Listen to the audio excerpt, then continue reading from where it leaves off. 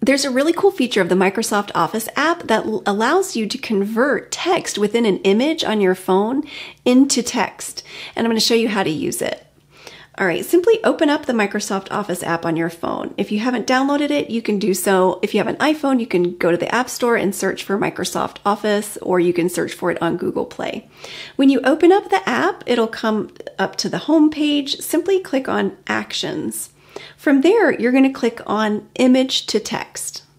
When you click on Image to Text, it allows you to actually take a photo, and I've taken a photo of a PDF document that's up on my computer screen. And from there, you can crop in, just dragging and cropping in on the text within that image, and then click Confirm. The app will then extract the data and convert it into text. So there you've actually converted an image into text. And from here, you can copy, you can share it, you can edit it, and it's a very cool feature.